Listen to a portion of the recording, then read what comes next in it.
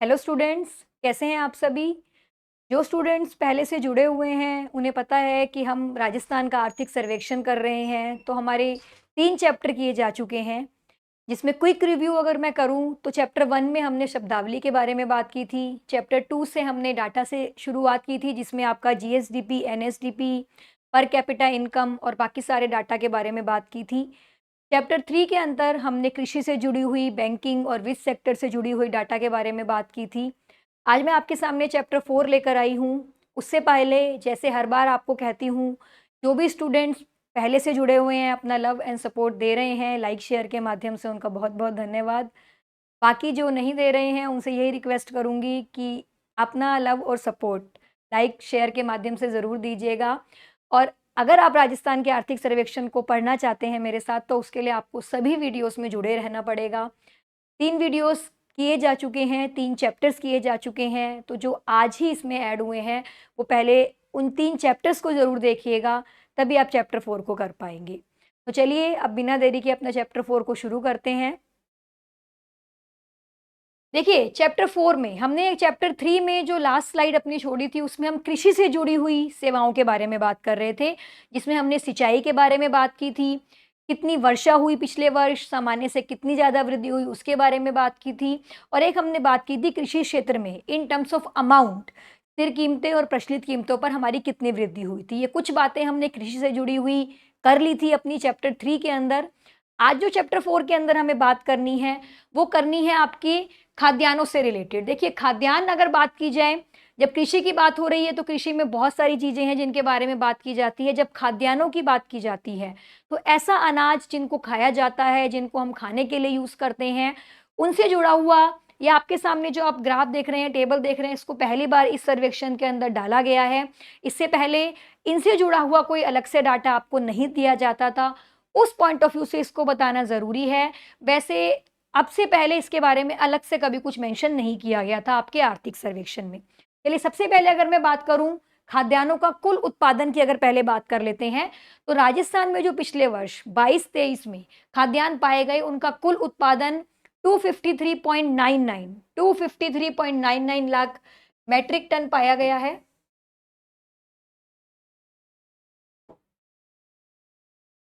253.99 lakh matric ton, जो 21-22 में आपका 231.52 था। वही बात है, डाटा नहीं इतना हमें पकड़ना, हमें पकड़नी है वृद्धि। तो अगर 22-23 में खाद्यान्नों के कुल उत्पादन में वृद्धि की बात की जाए, 9.71%, 9.71%। राजस्थान में खाद्यान्न खाए जाने वाले जो आपके अनाज हैं, उनमें जो 22-23 में वृद्धि पाई गई है, 9.71% की वृद्धि पाई गई है। इस बात का आपको ध्यान रखना है। अब जैसे मैं आपको कह रही थी, ऐसी कोई टेबल पहली बार दी गई है तो उससे जुड़ी हुई जो भी बातें हैं उनको पढ़ते हैं। देखिए, टेबल में क्या कहा गया है, वर्ष 2002-3 से 2006-7 की औसत उत्पादकता की तुलना में, तुलना किससे की गई है, 2-3 से 6-7 इस वर्ष की अगर एवरेज औसत उत्पादकता की बात की जाए, हर साल का डाटा लिया गया, उसका एवरेज किया गया, उस उत्पादकता की तुलना में जो 21-22 में आपकी उत्पादकता में प्रतिशत वृद्धि हुई है, उसके बारे में बात की गई है। उनसे जुड़े हुए कुछ खाद्यान्नों का यहाँ पर बात की गई है कि किस में कितनी वृद्धि हुई है। तो ध्यान क्या रखना है, जब दालों की बात की जाएगी, दालें जो है आपकी पल्सेस की अगर बात करें, उनमें जो वृद्धि पाई गई है 54.30% की वृद्धि पाई गई है। 54.30 दालों के क्षेत्र में। जब बात की जाएगी अनाज की आपकी, तो अनाज में जो वृद्धि पाई गई है 62.21% की, 62.21%। तिलहन के क्षेत्र में अगर बात करें 36.65%। और जब बात कर रहे हैं कपास की, तो ये वृद्धि पाई गई है 95.10%। देखिए, 2002-3 से ये जो टेबल दी गई है आपके सामने, इसमें तुलना की गई है 2-3 से लेकर 6-7 की, और उत्पादकता की जो बात की गई है वो एवरेज बेसिस पर निकाली गई है। 2-3 से 6-7 की जो औसत उत्पादकता की तुलना में 21-22 में जो वृद्धि हुई है, प्रतिशत वृद्धि, उसको दिखाया गया है। अगर आप देख रहे हैं, सबसे ज़्यादा वृद्धि जो हुई है वो आपके कपास के सेक्टर में हुई है। कपास में ये वृद्धि पाई गई है 95.10। उसके बाद अगर वृद्धि हुई है तो अनाज में हुई है। थर्ड नंबर पर वृद्धि की बात करें दालें, और उसके बाद वृद्धि हुई है तिलहन में। कपास में सबसे ज़्यादा 95.10% की वृद्धि पाई गई है। दालें 54.30, अनाज आपका 62.21 और तिलहन 36.65। ये स्लाइड देखिए, ये ऐसे कुछ टेबल जैसे मैं कह रही हूँ इसी बार आई है, तो ऐसे कुछ नहीं है कि ये बहुत ज़्यादा इंपॉर्टेंट हो जाती है, लेकिन अगर अलग से दिया गया है इसको तो आप इसमें ध्यान ये रखिएगा। सबसे ज़्यादा खाद्यान्न जिसमें वृद्धि पाई गई है वो आपका कपास है 95.10 के साथ। चलिए अब देखिए बात करते हैं कृषि बजट की। आपको अगर पता है पहली बार ऐसा हुआ है राज्य में कि देखिए इसकी क्या टैगलाइन दी गई है, समृद्ध किसान खुशहाल राजस्थान। इस विचार के साथ अलग से कृषि बजट 22-23 प्रस्तुत किया गया। राजस्थान में इस पहली बार जो आपका ये 22-23 का सर्वेक्षण, जैसे मैंने आपको पहली स्लाइड में ही कहा था, फर्स्ट जो आपका चैप्टर हुआ था कि वैसे तो आर्थिक समीक्षा पहले पेश की जाती है पहले दिन, पर उसी दिन ये जो इस बार का राजस्थान का बजट आया उसके साथ ही आर्थिक समीक्षा को दिया गया था। तो इसी बजट में इसी समीक्षा वाले दिन पहली बार आपका समृद्ध किसान खुशहाल राजस्थान के साथ एक कृषि का बजट भी पेश किया गया है। कृषि बजट, तो आपको ये चीज ध्यान रखनी है। एक तो इसकी ये टैगलाइन समृद्ध किसान खुशहाल राजस्थान, और जो ये बजट दिया गया कृषि बजट 2022-23 पहली बार, इसके बारे में आपको ध्यान रखना है। अब देखिए इसमें आपका जो डाटा है वो किस चीज के बारे में, ये जो आपको ग्राफ दिया गया ये क्या दिखा रहा है, ये दिखा रहा है कि जो आपका कृषि बजट आया था, मतलब कृषि के लिए जो हमने एक्सपेक्टेड बजट लेकर आए थे कि इतना अमाउंट हमें खर्च करना है, वो एक्चुअल अमाउंट किन किन चीजों पर खर्च किया गया, उसमें किसका कितना प्रतिशत योगदान रहा, उसके बारे में बात करेंगे इस ग्राफ के माध्यम से।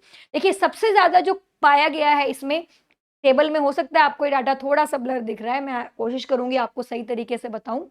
तो जब कृषि बजट की बात की गई है, सबसे ज्यादा फिगर आप देख पा रहे हैं ब्लू बॉक्स से दिखाई गई, सबसे ज्यादा जो प्रतिशत लगाया गया है जिस जगह कृषि बजट में, वो आपका है कृषि अनुदान, और इसका जो प्रतिशत है 37.83%, ये आपका है अनुदान।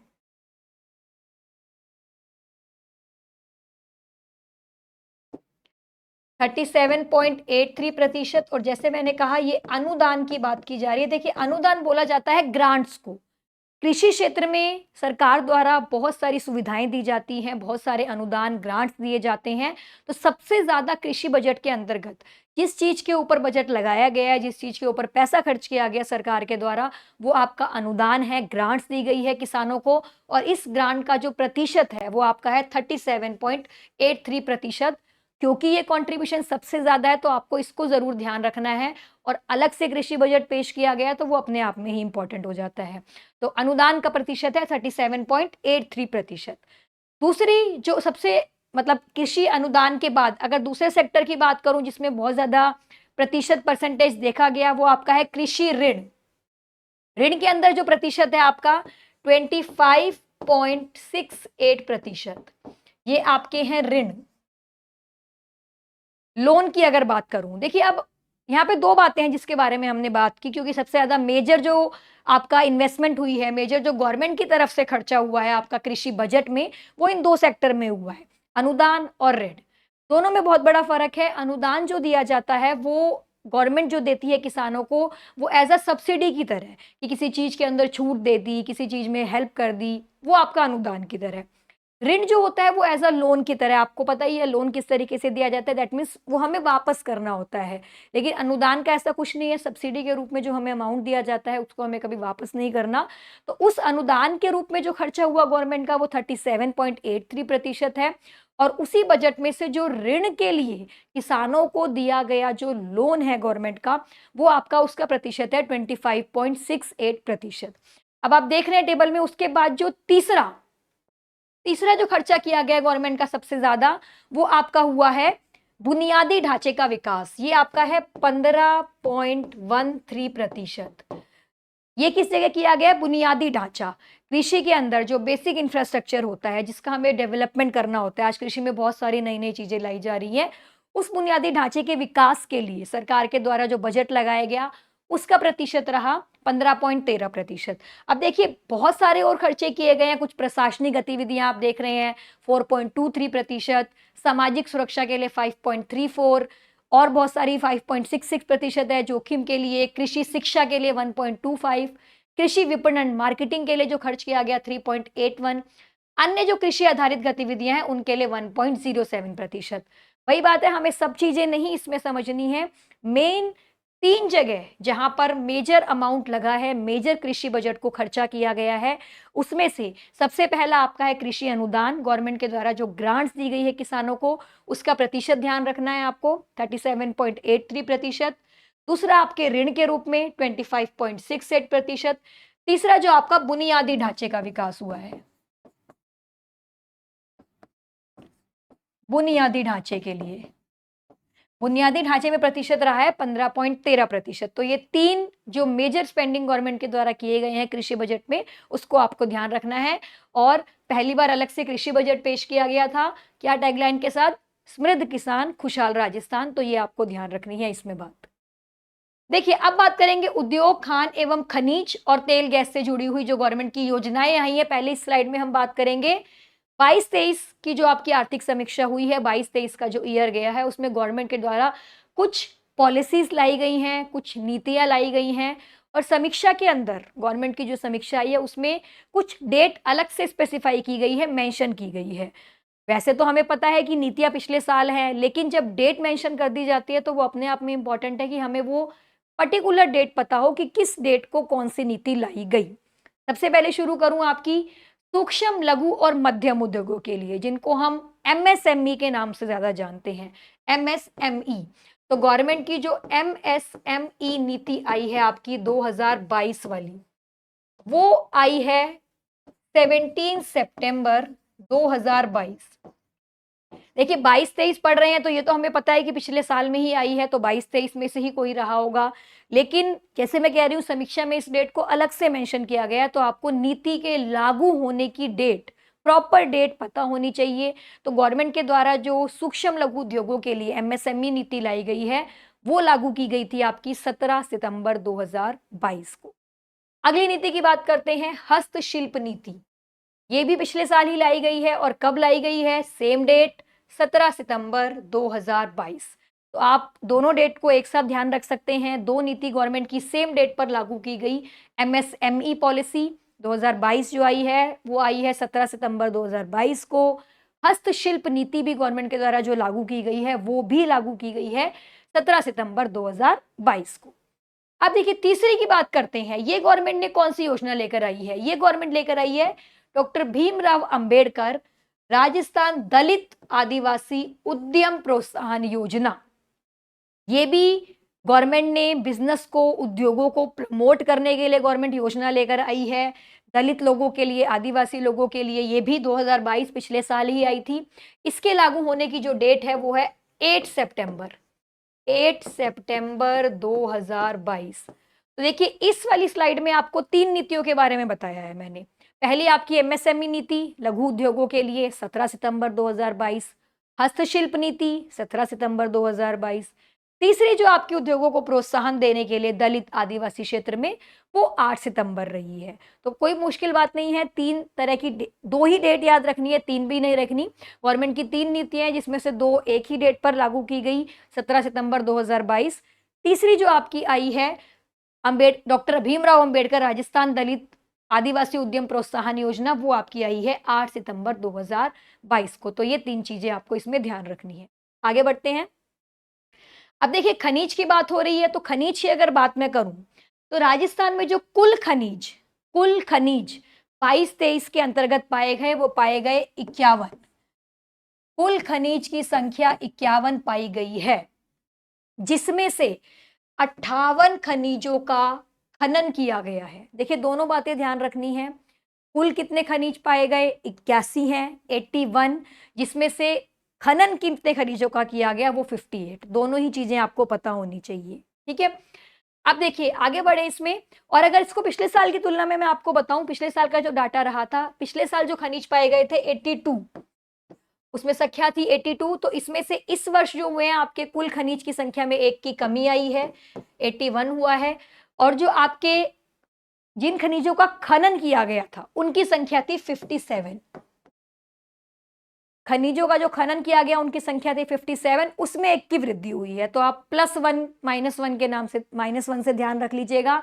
कुल खनिजों में एक की कमी आई है, पिछले साल 82 थे, अब 81 पाए गए हैं। और जिन खनिजों का खनन किया गया है उनकी संख्या की बात करूं वो 57 थे, जिसमें एक की वृद्धि पाई गई है 58, अगर तुलना की बात की जाए पिछले साल से। अब देखिए आपके सामने जो एक टेबल है इसमें क्या बताया गया है, राजस्थान में उत्पादित खनिज, अभी हमने कहा कुल खनिज 81 है, 81 दिए गए हैं। अब आपको अलग अलग दिए गए हैं टेबल के माध्यम से कि उन 81 में कितने आपके धात्विक खनिज आएंगे, कितने अधात्विक खनिज हैं, ईंधन खनिज कौन से हैं और गौण खनिज कौन से हैं। तो देखिए 81 में से 17 आपके धात्विक खनिज दिए गए हैं, 17 धात्विक खनिजों में राजस्थान जिसका एकमात्र उत्पादक है, ये एक दो बातें आपको इसमें ध्यान रखनी है, सब चीजें नहीं। एकमात्र उत्पादक की अगर बात की जाए, सीसा लेड कहा जाता है, अयस्क जस्ता अयस्क, सीसा अयस्क और जस्ता अयस्क आपका ऐसा है जिसमें राजस्थान एकमात्र उत्पादक पाया गया है, तो ये चीज आपको ध्यान रखनी है। अग्रणी उत्पादक माना जाए तो वो आपका चांदी है धात्विक खनिज के अंतर्गत। अधात्विक खनिज पे चलती हूँ, इनकी संख्या जो 81 में से पाई गई है वो है 39। 39 ऐसे हैं जो अधात्विक खनिज हैं। अब इनमें भी बात की जाए, अगर एकमात्र उत्पादक जो राजस्थान है जिस जगह, वो आपका है सेलेनाइट और वोलास्टोनाइट। वोलास्टोनाइट और अगर सेलेनाइट की बात की जाए तो राजस्थान इसका एकमात्र उत्पादक है।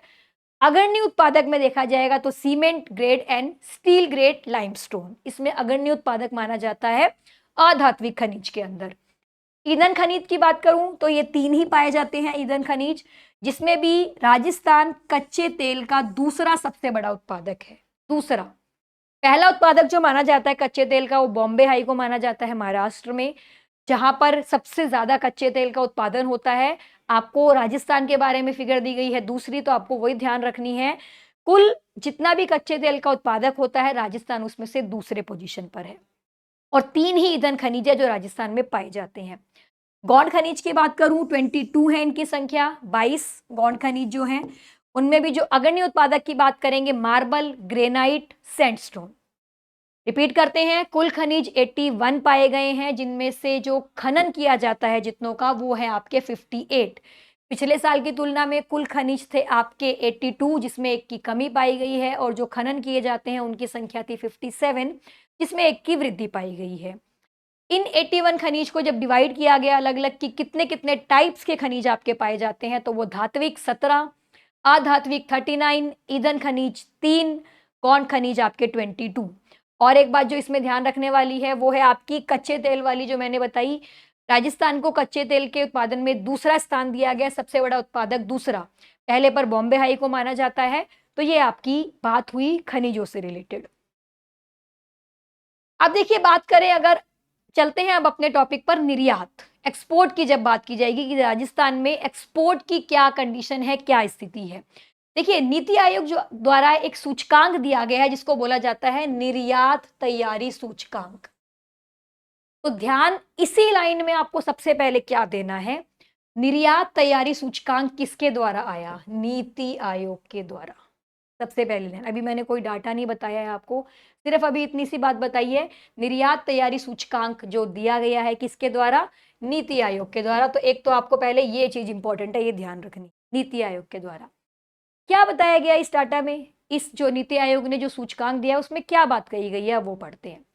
राजस्थान ने देश में कुल 11वीं रैंक, 11वीं रैंक हासिल की है, किस में, निर्यात तैयारी में। देखिए यहां पर आप दो बातें पाएंगे निर्यात से जुड़ी हुई, एक निर्यात तैयारी के बारे में, एक निर्यात प्रदर्शन के बारे में। तो ये जो सूचकांक आपका आता है ये दो अलग अलग डाटा के बारे में बताता है।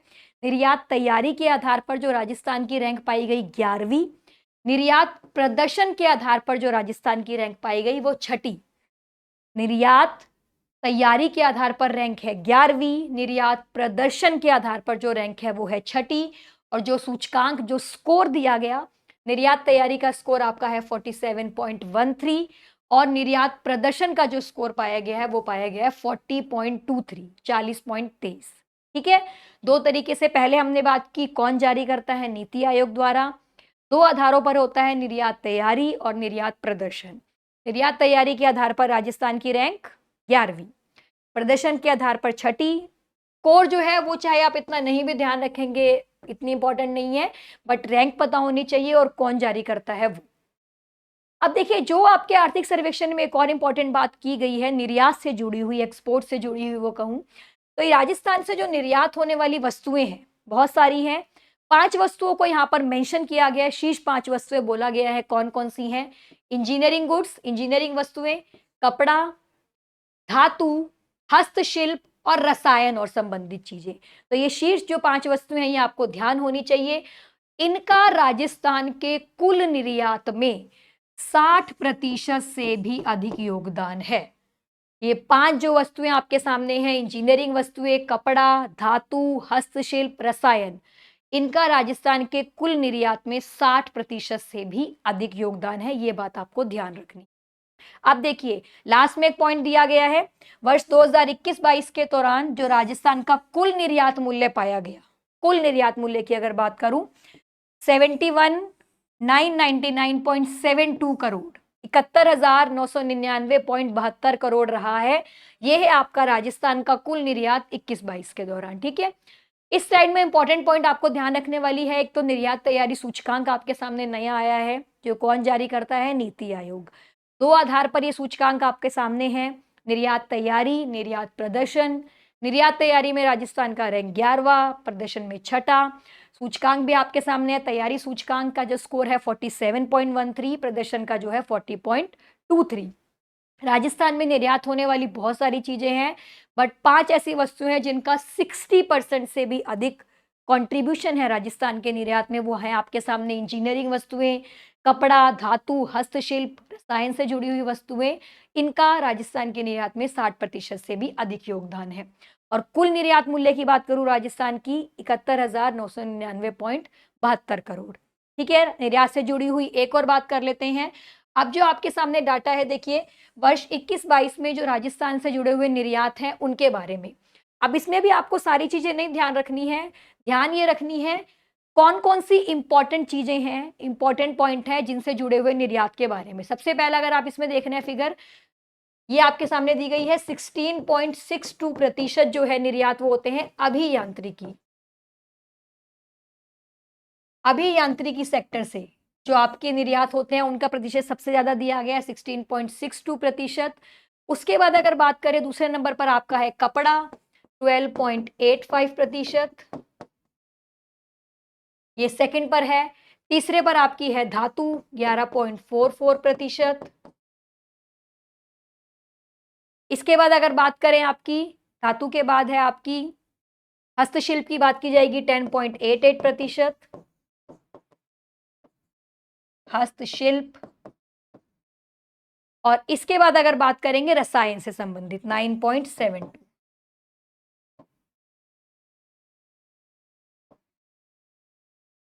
देखिए, ये 5 कुछ अलग नहीं आए हैं, जो अभी हमने वहां पढ़कर आए थे ना राजस्थान के निर्यात में। इससे पिछली स्लाइड में मैं आपको रिपीट करा देती हूँ, इससे पिछली स्लाइड में किया था ना, राजस्थान के निर्यात में 5 वस्तुओं का, इंजीनियरिंग, कपड़ा, धातु, हस्तशिल्प, रसायन, उन्हीं से जुड़ा हुआ डाटा एक्चुअली आपके सामने है। डाटा और भी बहुत सारी चीजों का है, जैसे मैंने कहा सारी चीजें नहीं आपको ध्यान रखनी है।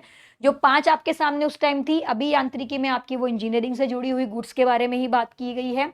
कपड़ा, क्लोथिंग का जो प्रतिशत है 12.85, धातु जो तीसरी इंपॉर्टेंट थी 11.44, हस्तशिल्प था वहां पे 10.88 और जो रसायन वाली का प्रतिशत है 9.72। तो बस वहीं पर जो आपको वो 5 शीर्ष 5 वस्तुएं जिनका निर्यात होता है, जिनका 60% से ज्यादा कंट्रीब्यूशन है कहा गया था, वो यहाँ आपके सामने अलग अलग प्रतिशत के रूप में दिखाई गई है।